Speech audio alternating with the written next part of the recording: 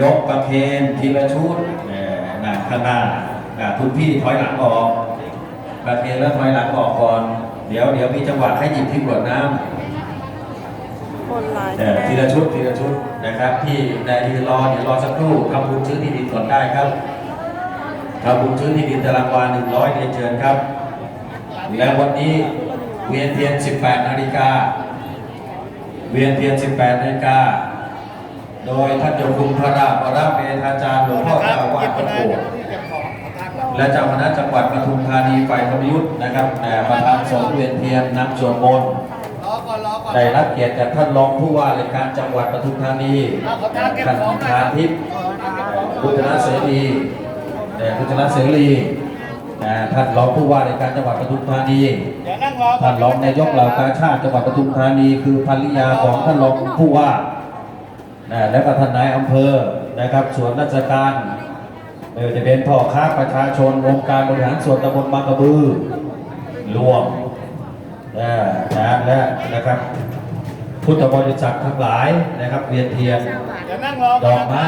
ดอกบัว 1,000 ดอกพานดอกบัว20 พานจากท่านพัฒนากันพลประธานคณะกรรมการตำรวจภูธรสำโคกเป็นเจ้าภาพเห็นไหมมีดอกบัวธูปเทียนพร้อมคนเยอะเกินเดี๋ยวนั่งรอก่อนนะครับพี่ไม่ต้องรอประเคนเสร็จหยิบที่กรวดน้ำค่ะจะได้ไปฝากทางเดินหยิบที่กรวดน้ำเจ้าที่ไปทานข้าวทานข้าวโอเคแล้วกรวดน้ำรับน้ำมนต์ถึงจะเสร็จครับว่าเจ้าที่เก็บของไวก็ได้ไวครับจะเขียนชื่อก็ได้ไม่เขียนก็ได้นะเอาทางวางของขยับเดินหน้ามาใกล้พระหน่อยขยับเดินหน้ามาใกล้หน่อย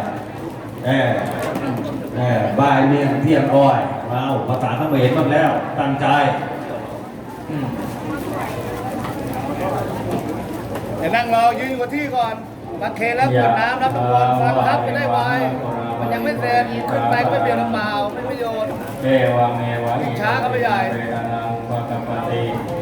อิเกตังอาเจตังกัมมันติปะเมวะกามิจันโตกาเมวะเนปังคัปปาจันโทวัตนาโตยะตามานิโชเทระโตยะตาสามีโยวิวัจันตุราภโรโกวินัสการุมาเตภาวะวันตาเรโกชีนิกายโภวะภาวะอภิวาทนาเวริกานิจารุธาราจายโนจัตตารุธรรมาวสันติอายุวันโนภคังภารังเรนดาราธาตุกิตาวิรุณาวุตตะเนอารุกาภวิตาอุทาปาภาเปียติภาวะตุภาวะมังคลาตาตุภาอาติโมตาภาพุทธานุภาเวนะภาวุฒามังภาเวนะภาวังวังภาเวนะภาตาโภติภาวะตุเตสาธุรับปากพรมน้ำมนต์เพื่อเป็นสิริมงคลทำบุญชื่อที่ดินก่อนอธิษฐานใส่ตู้อธิษฐานใส่ตู้บุญจะได้ช่วยจะได้รวยที่ดินกันนะจะได้เป็นเศรษฐีที่นาจะเป็นราชาที่ไร่และอย่าลืมนะปิดทองไหว้พระพุทธรูปศักดิ์สิทธิ์หลวงพ่อเหลือบอกกับท่านว่าชีวิตที่เหลือนะให้มีสุขภาพแข็งแรงนำน้ำไปลินเทบนต้นไม้จากหน้าหอสวดมนต์นำน้ำไปฝากพระแม่ธรณีแล้วขึ้นมาทำบุญซื้อที่ดินชุดต่อไปขึ้นได้แล้วจ้าชุดต่อไปขึ้นมาแล้วไม่ต้องหยิบที่กรวดน้ำนะเสียงดังฟังชัดเสียงดังฟังชัดกราบ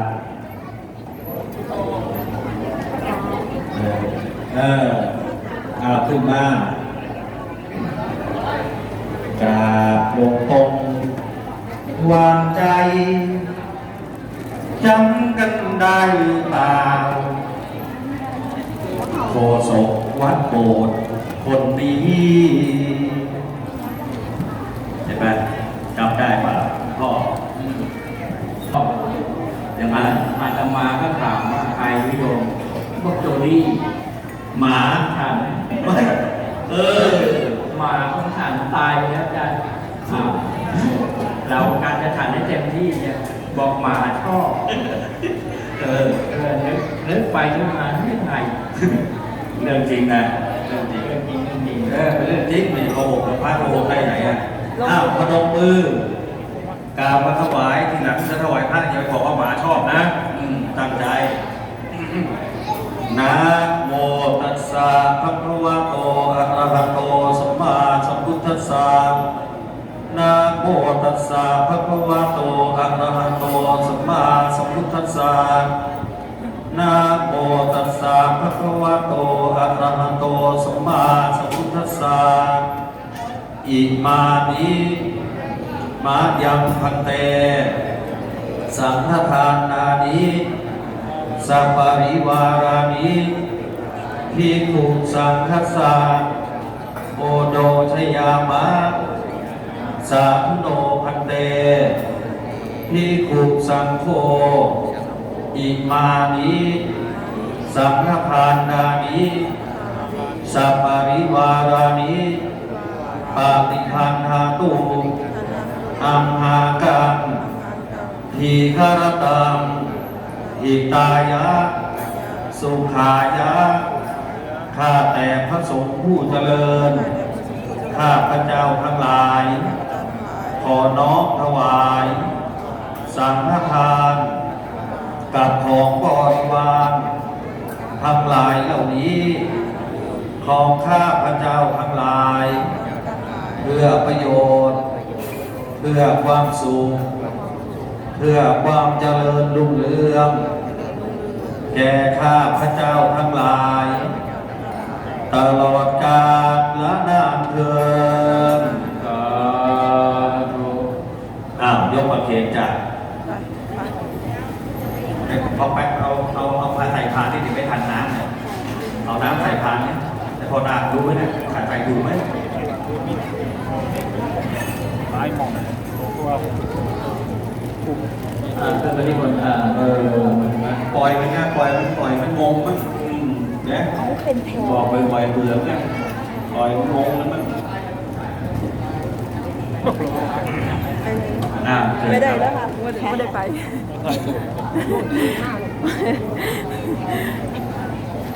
ประเพณีแล้วค่อยหลังออกเดี๋ยวให้มาเดี๋ยวต้องขึ้นนะขอทางเดินเก็บของหน่อยครับขอทางเดินหน่อยครับมานั่งเก้าอี้ก่อนได้นั่งเก้าอี้ก่อน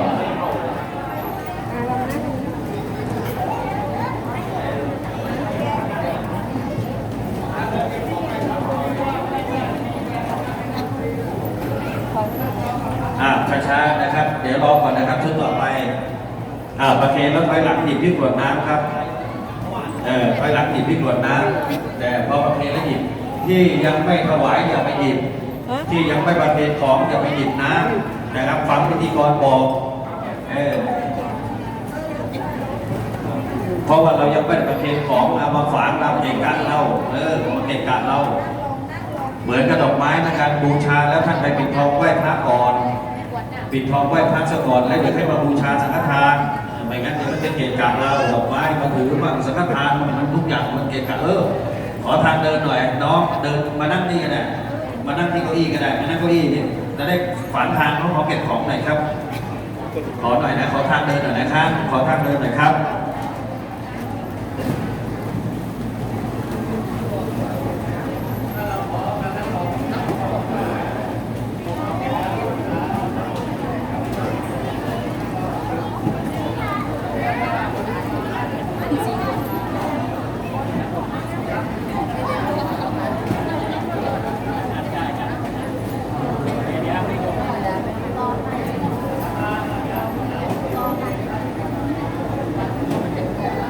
ตั้งใจโย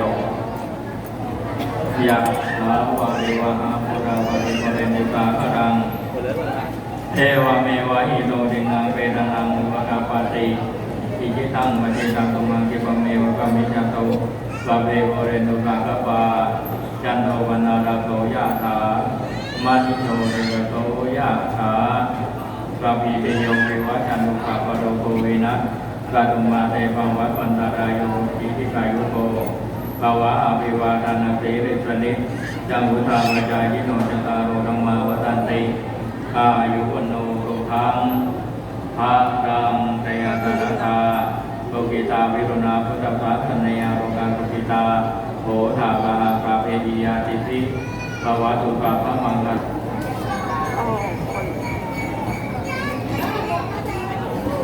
ขนาดเนาะไม่เห็นถูก